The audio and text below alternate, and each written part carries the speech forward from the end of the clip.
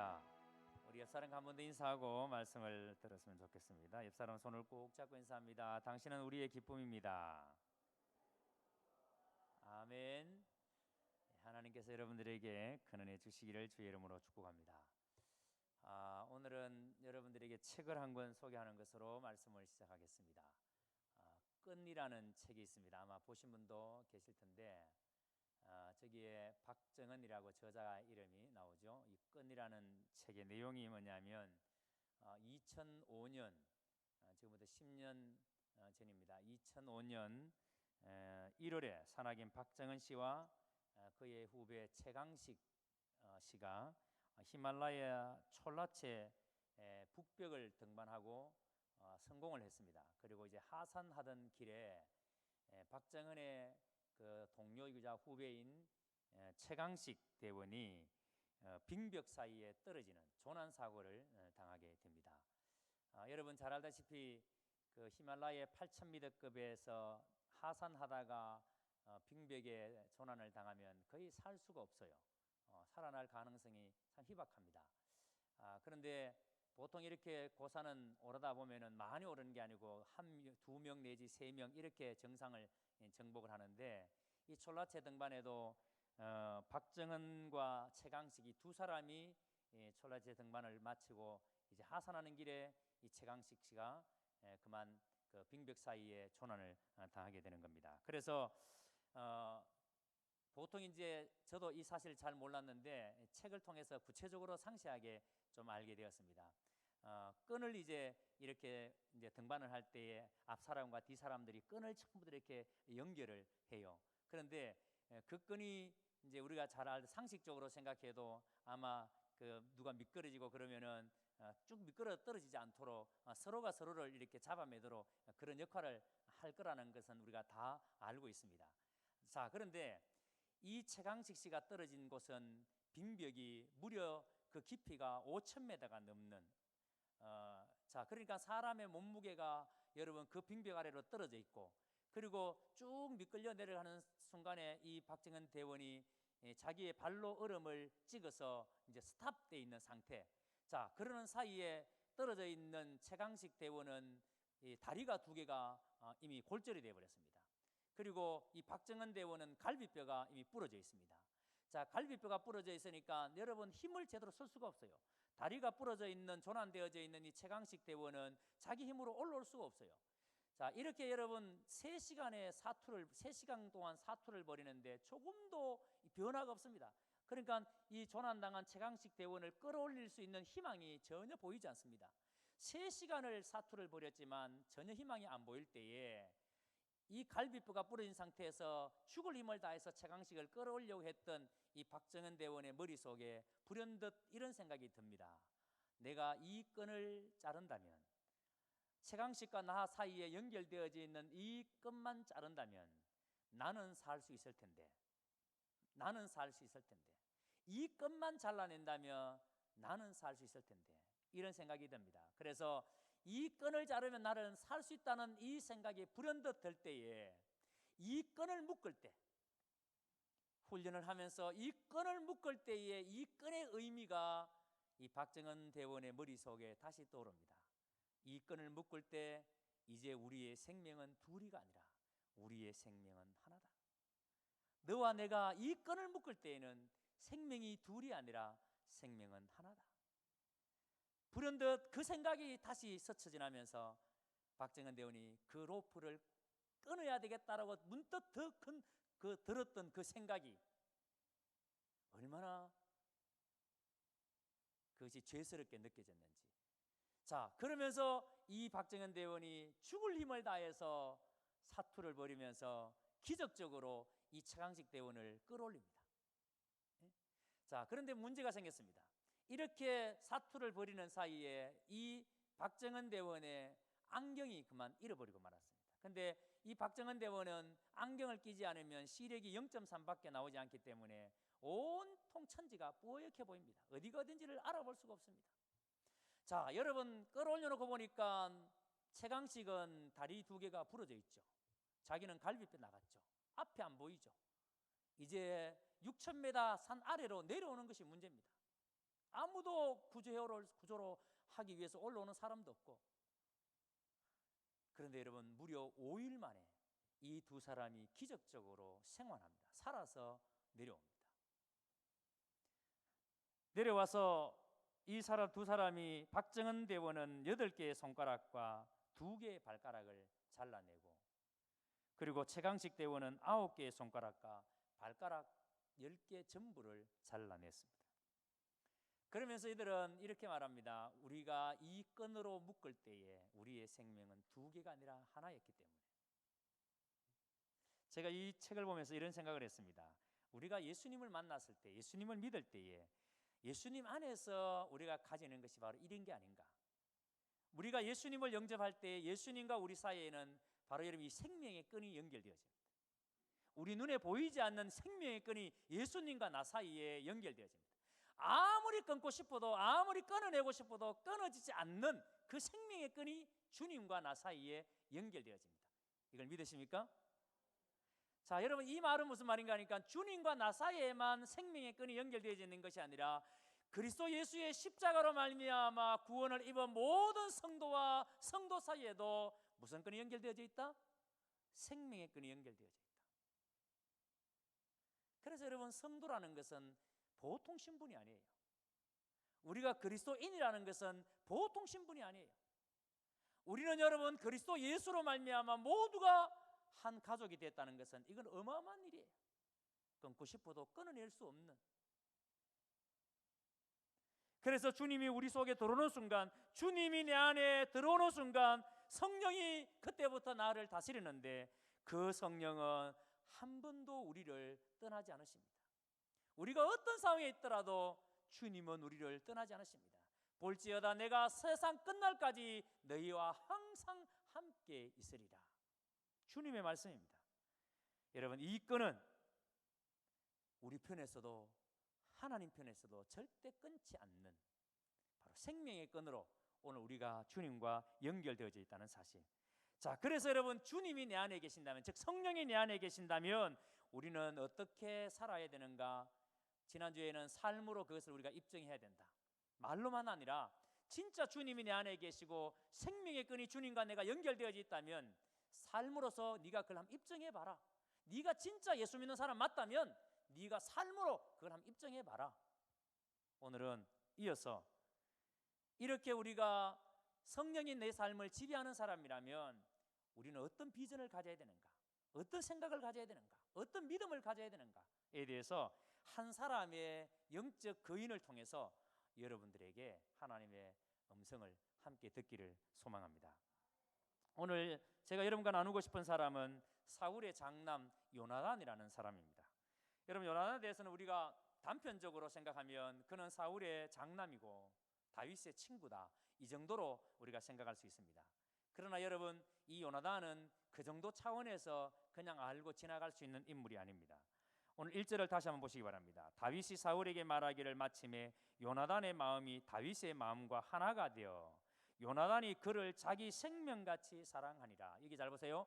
다윗이 사울에게 말하기를 요나단의 마음이 다윗의 마음과 뭐가 되었다? 하나가 되었다. 마음이 하나가 되었다. 생각이 같아지고 마음이 같아졌습니다. 무엇으로요? 하나님으로.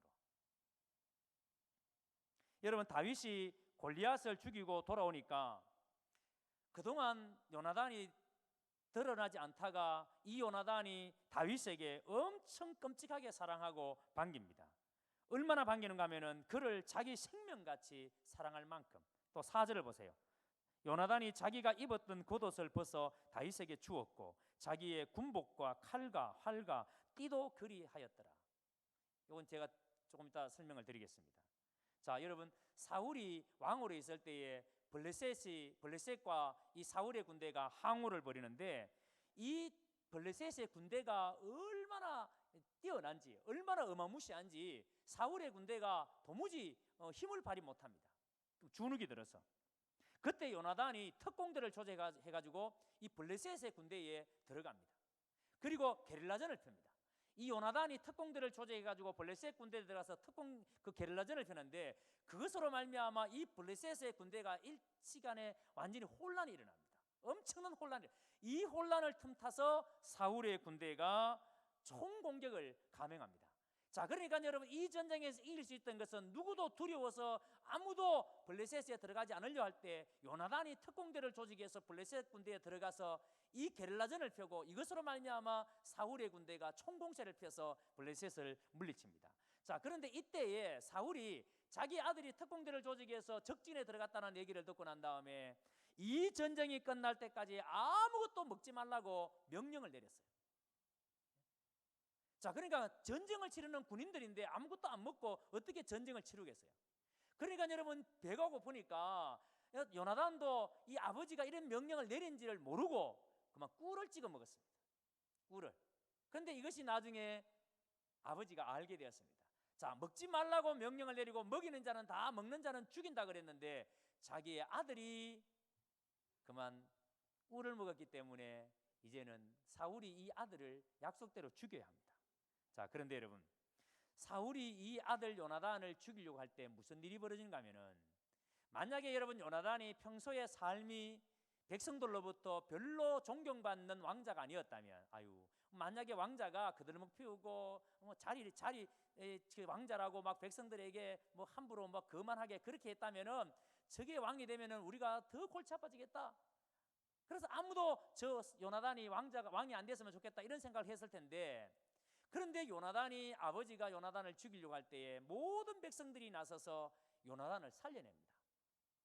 이것을 봤을 때 요나단의 평소의 삶이 백성들이 봤을 때에 존경할 만한, 그러니까 요나단의 삶이 평소에도 백성들로부터 신뢰와 존경을 받을 만한 사람이었다는 것을 알 수가 있습니다. 여러분, 뿐만 아닙니다. 요나단은 굉장히 신실한 믿음의 사람이었습니다. 요나단은 여호와의 능력과 섭리를 전적으로 신뢰함으로써 블레셋 사람들을 물리친 거예요. 모든 사람이 두려워서 블레셋 진영에 들어가지 못할 때에 요나단은 거기에 들어갑니다. 그리고 그 신앙의 눈, 지금 요나단이 보았던 그 하나님의 시각으로, 하나님의 눈으로 다윗을 본 거예요. 신앙의 눈으로 다윗을 보니까 다윗이 그냥 평범한 사람이 아니에요. 다윗이 그냥 들에서 아버지의 양을 치는 그런 사람이 아니에요. 그래서 이 요나단이 신앙의 눈으로 다윗을 보니까 다윗이 평범한 사람이 아니다는 것을 깨달아지니까, 다윗이 돌아왔을 때에 다윗에게 자기가 입고 있던 겉옷을 벗어 다윗에게 주었고, 자기의 군복과 칼과 활과 띠도 다윗에게 건네줍니다.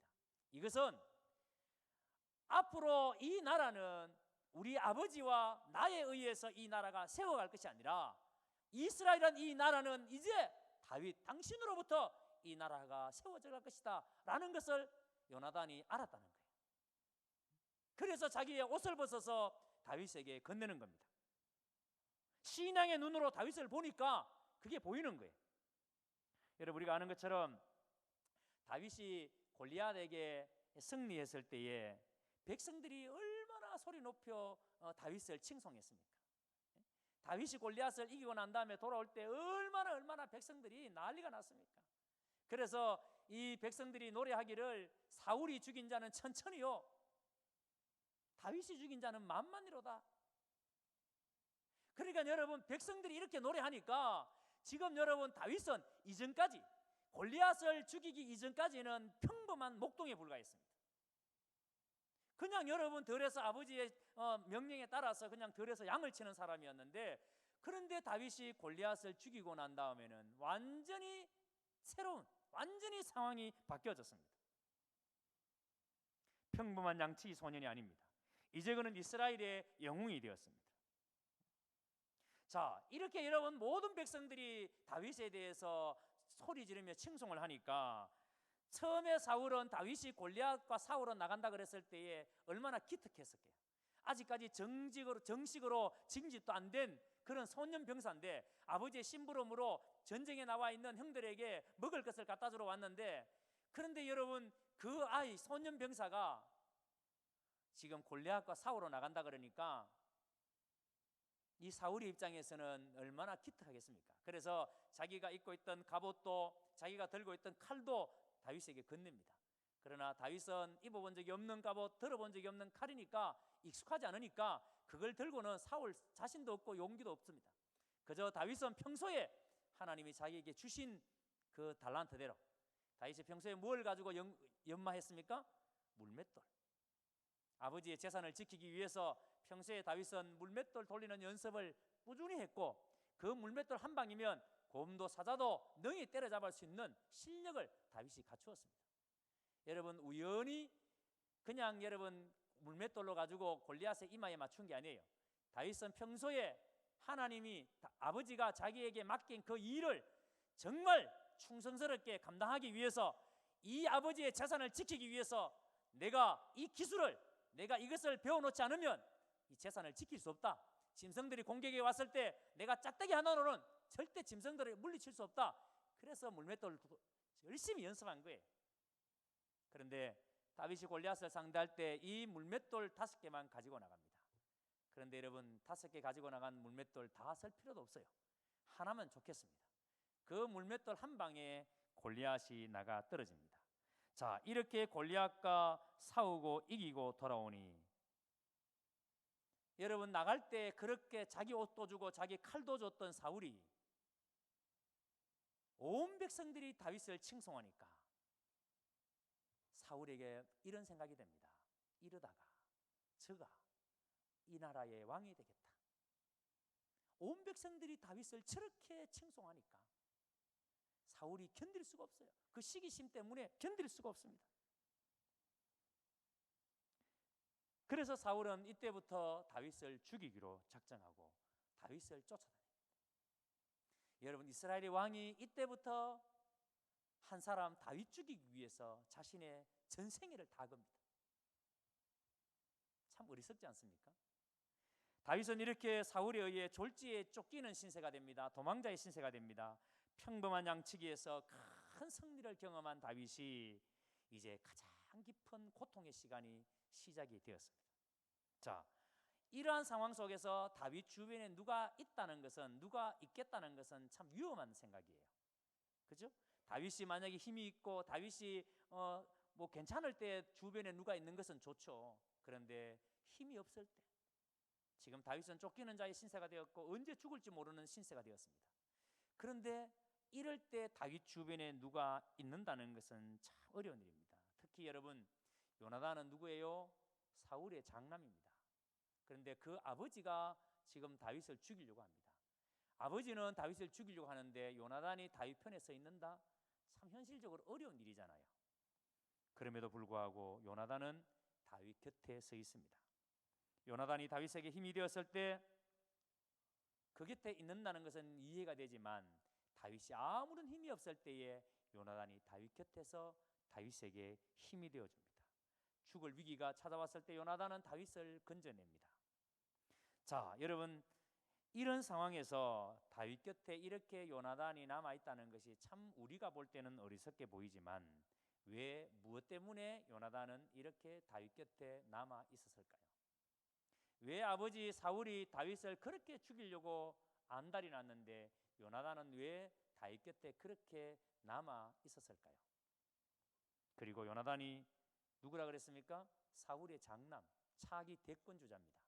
가만히 있으면 이스라엘의 왕이 될 위치입니다. 그러니까 요나단 편에서 본다면 다윗이 지금 저렇게 백성들로부터 칭송 듣는 더 다윗이 만약에 사라진다면 요나단은 훨씬 더 좋죠. 쉽게 왕의 자리에 오를 수 있는데, 가만히 있어도 지금 왕이 되는데. 자, 그런데 요나단은 자기가 가만만 있어도, 아버지가 다윗을 죽이려 할 때 그냥 못 본 척 가만만 있어도 자기가 왕이 될 수 있는데, 요나단은 다윗을 위험에 처할 때마다 살려냅니다. 여러분, 왜 이랬을까요? 아버지 사울에게 없는 것과 아들 요나단에게 있는 것이 있습니다. 그게 뭐냐면, 아버지 사울에게는 온통 생각이 지금 현재 자기 앞에 일어나고 있는 이 상황, 다윗이 백성들로부터 칭송을 듣고, 그래서 혹시 이 다윗이 내 자리에 차지하면 왕이 되면 어떻게 하나, 그 염려, 두려움. 그리고 온통 사울의 생각은 지금 자기 눈앞에 펼쳐지는 이 상황밖에 눈에 들어오지 않습니다.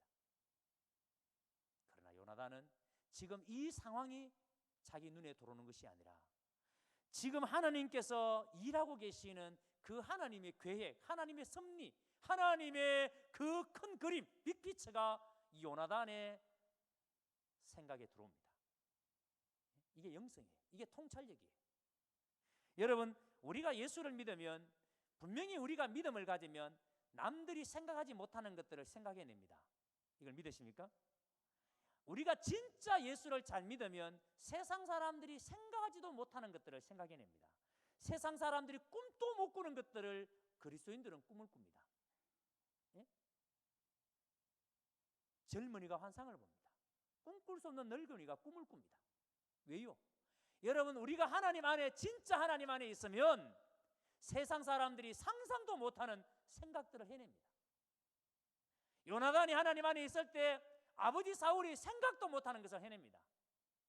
앞으로 이 이스라엘은 아버지와 나로 말미암아 세워갈 나라가 아니라 이 이스라엘은 하나님이 다윗을 통해서 이스라엘을 세워갈 것이다. 이게 여러분 보여지는 거예요. 이게 얼마나 엄청난 영성이에요. 그러니까 요나단은 이스라엘을 어떻게 이끌어 가시는지 하나님의 뜻을 헤아릴 줄 알았습니다. 이것이 바로 사울과 요나단의 차이입니다. 여러분, 골리앗 앞에서 조금도 두려움 없이 이스라엘 군대를 모욕하는 그 골리앗 앞에 요나단이 봤을 때에 모든 이스라엘 군대가 두려워서 아무도 나서지 않으려고 그럴 때 다윗은 너는 나에게 칼과 창을 가지고 나오지만 나는 너에게 만군의 여호와의 이름으로 네가 모독하는 만군의 여호와의 이름을 가지고 나는 너에게 나아간다.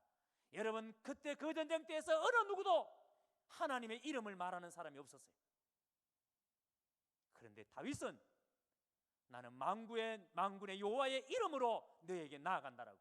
요나단이 그 광경을 봤을 때, 요나단이 그 소리를 들었을 때 요나단은 엄청 충격이었을 겁니다. 아버지 사울도 어느 누구도 하나님이 이 전쟁 가운데 함께 하시며 하나님이 이 전쟁 가운데 이기게 하신다라는 아무도 생각하지 못할 때에 다윗의 생각은 만군의 여호와의 이름으로.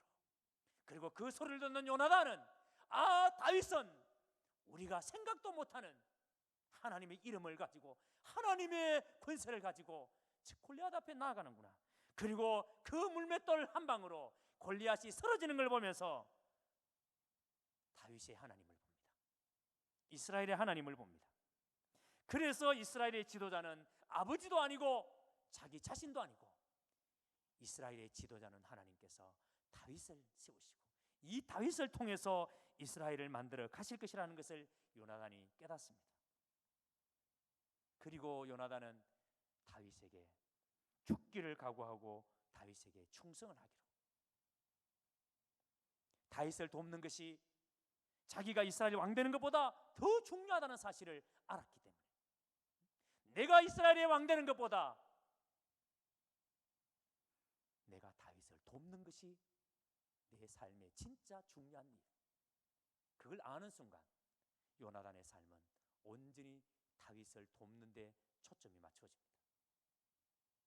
여러분, 이게 믿음이고 이게 세상을 읽는 통찰력이에요. 여러분, 우리가 왜 주어진 시간을 제대로 활용하지 못하는가요? 왜 우리가 주어진 시간들을 함부로 사용하는가요? 우리가 하나님의 뜻을 제대로 분별하지 못하니까. 내가 열심히 이렇게 살면 될 것 같으니까. 아버지처럼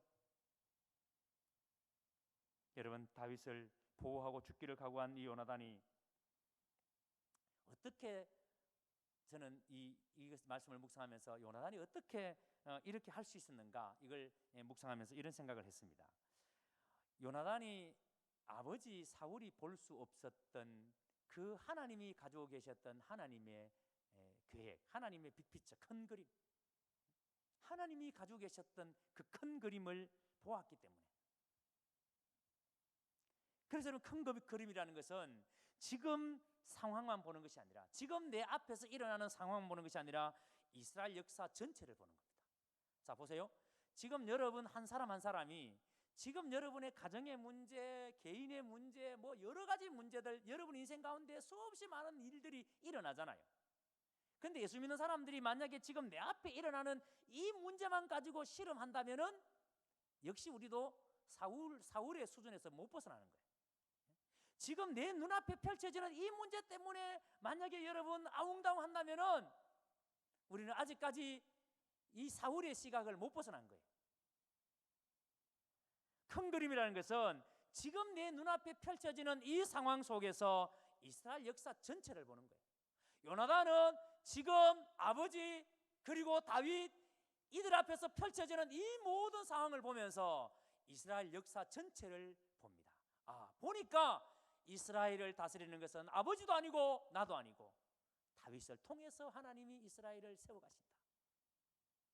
그거 깨달아지니까, 그거 보여지니까 지금 내가 해야 될 일은 다윗을 돕는 일이다.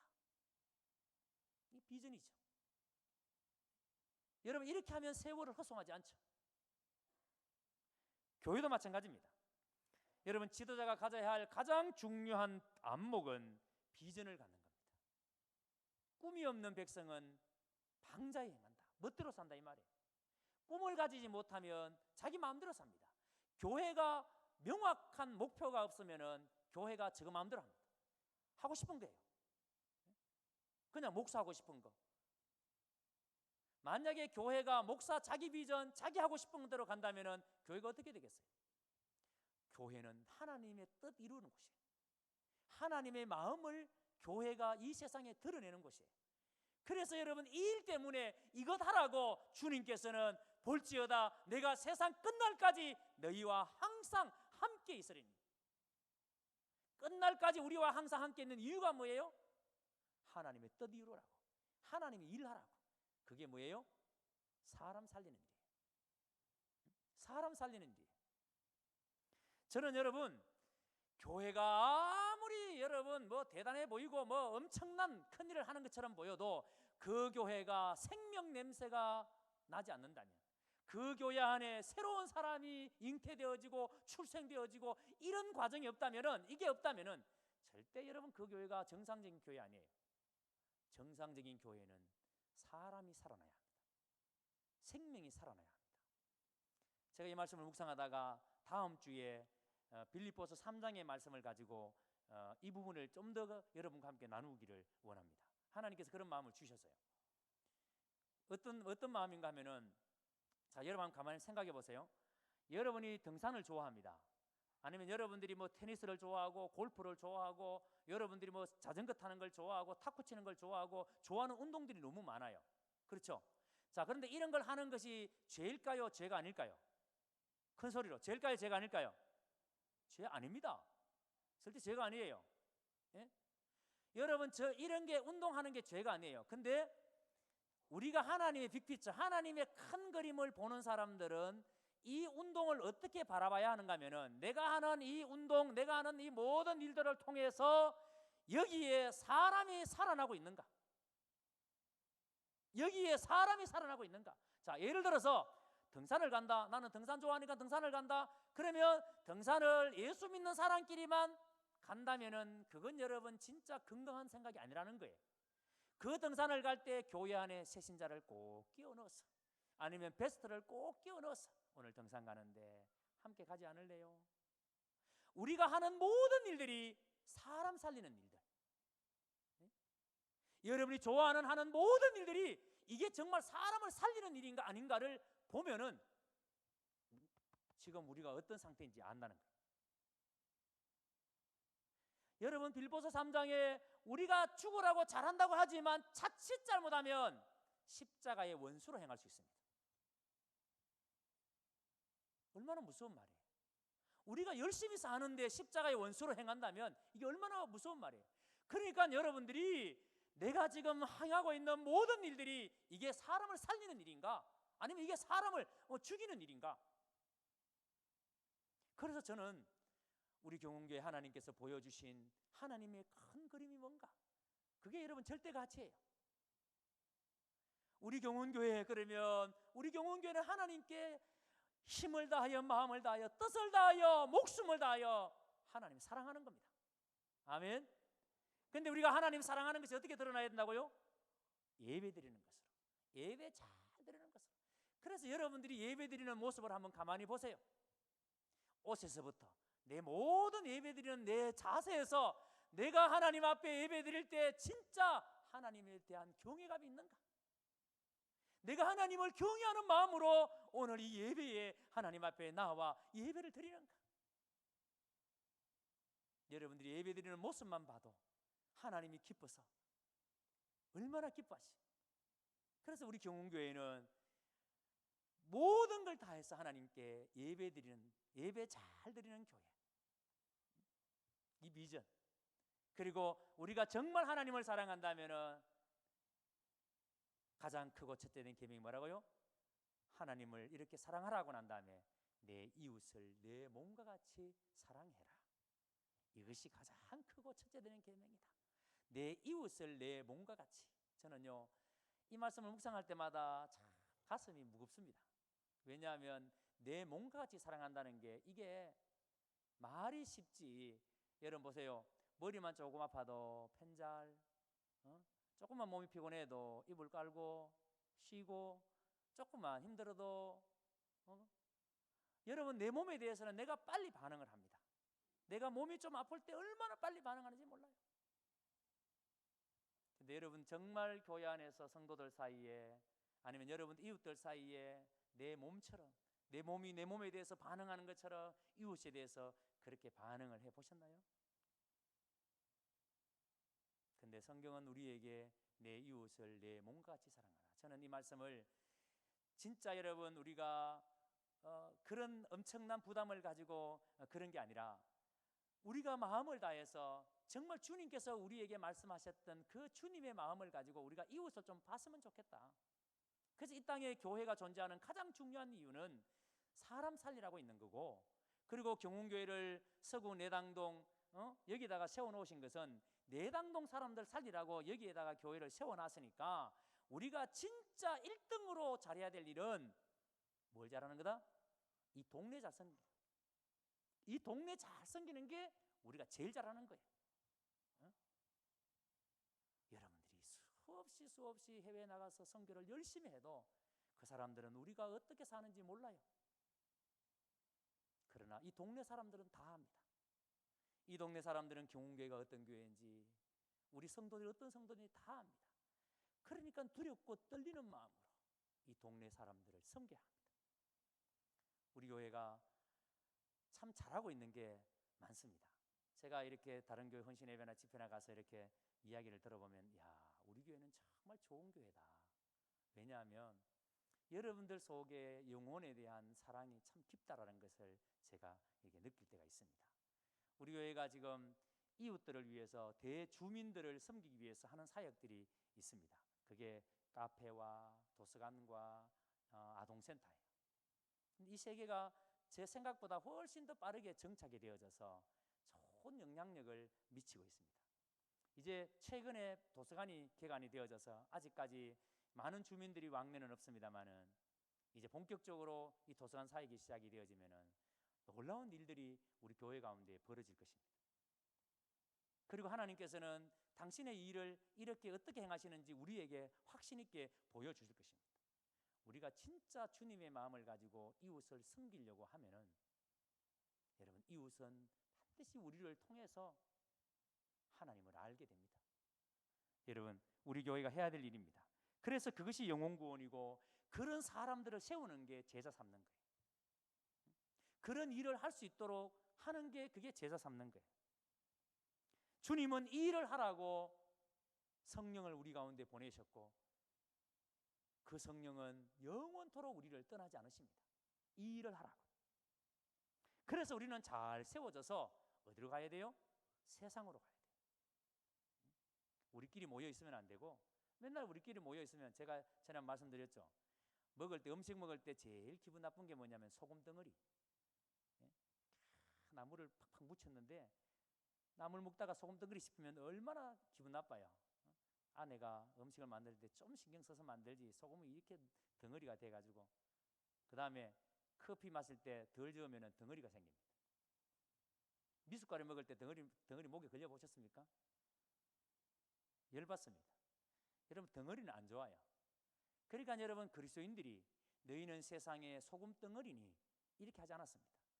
너희는 세상의 소금이니 소금이 만일 그 맛을 잃으면 사람들의 밖에 버리워 사람들의 발에 밟힐 뿐이요.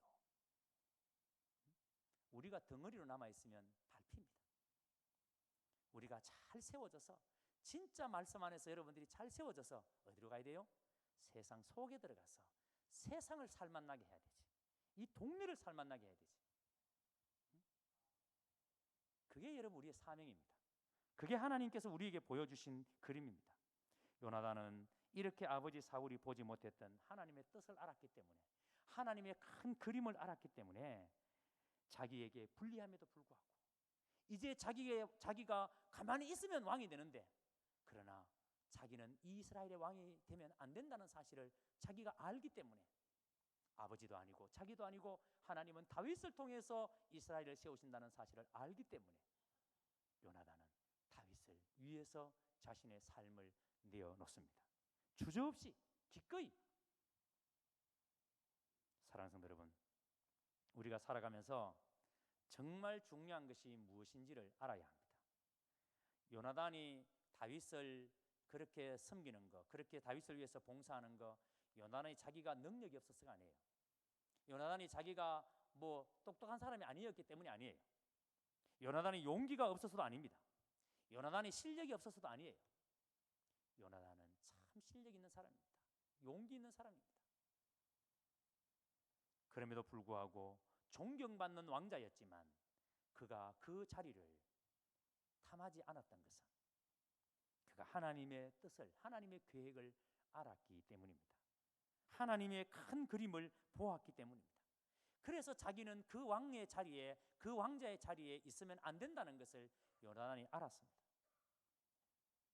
오늘 여러분, 이 말씀을 들으면서 어떻게 여러분의 삶에 적용하시겠습니까?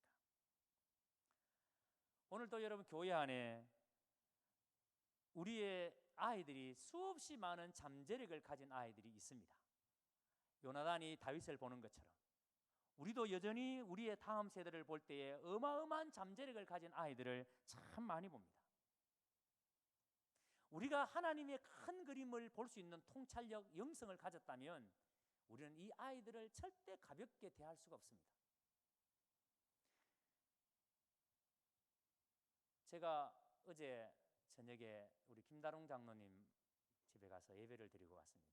전화가 오셔서 목사님 예배를 좀 드렸으면 좋겠다라고.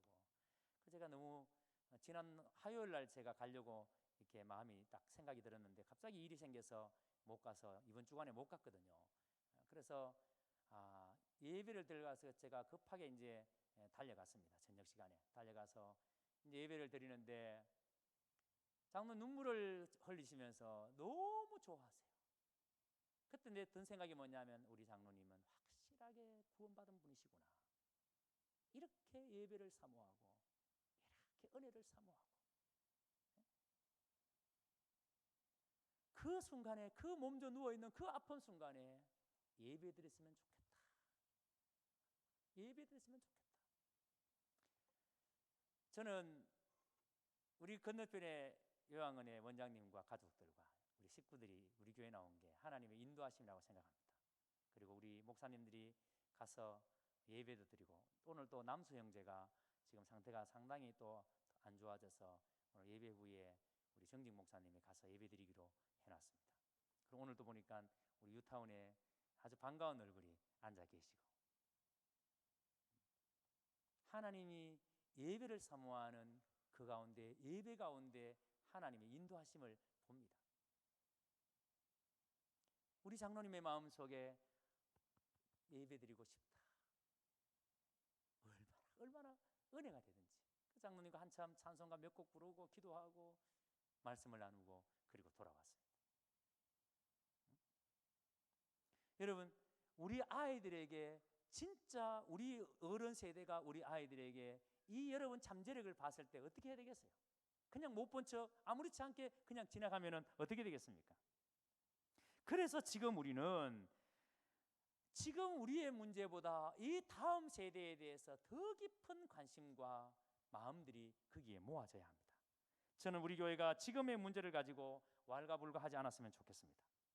더 큰 그림을, 하나님께서 우리에게 보여주신 그 큰 그림을 목사도 우리 당회원들도 우리 모든 성도들도 보아야 합니다. 그리고 우리도 다윗과 같은 영적인 거인을, 영적인 거목을 우리가 길러내야 합니다. 나라가 위기에 빠졌을 때 나라를 구할 수 있는 영적 거목, 교회가 어려울 때 이 교회를 세울 수 있는 영적인 거목들을 길러내야 합니다. 그래서 우리 아이들을 계속 묘목으로 남겨놓으면 안 됩니다. 생각해 보세요. 나무를 주어서 심어서 그러면 이 나무가 자라야 되는데, 자라서 새들이 와서 깃들고 사람들이 그 밑에서 심어 넣고 그 나무가 자라서 그런 역할을 해줘야 되는데, 언제까지 계속 묘목으로만 남아있다면 그 나무를 심는 의미가 뭐예요? 그래서 오늘날 교회 안에 우리의 다음 세대를 영적 거목으로 길러내야 합니다. 이 일을 여러분, 우리가 요나단이 다윗을 보았던 그 눈으로, 하나님의 눈으로 우리가 이 다음 세대를 우리가 봐야 합니다. 그래야 여러분, 이 교회가 하나님 앞에 주님 오시는 그날까지 하나님 앞에 지속적으로 우리가 쓰임을 받을 수가 있습니다. 그래서 이제 우리가 이 땅에서 다윗처럼 살 수 없다면, 나는 도저히 다윗처럼 살 수 없어, 그렇다면 나보다 이 땅에서 더 탁월하게 쓰임받을 사람이 있다면 우리는 그 사람을 세워야 합니다. 요나단은 자기는 다윗처럼 그렇게 안 된다는 사실을 알았기 때문에, 그래서 다윗을 돕기로 작정합니다. 다윗을 위해서 봉사하기로 작정합니다. 얼마나 큰 용기예요. 오늘 우리에게도 이 용기가 있기를 주의 이름으로 축복합니다. 우리의 다음 세대를 이 시각으로 바라보고 우리가 이 비전을 가지고 우리의 다음 세대를 세운다면 우리의 다음 세대가 묘목으로 남아있지 않고 거목으로 자라서 나라와 민족과 모든 열방 가운데 하나님 앞에 가장 강력하게 쓰임받는 하나님의 사람들이 바로 이 자리에서 일어나게 될 줄로 저는 확신합니다. 이 은혜가 여러분 모두에게 있기를 주의 이름으로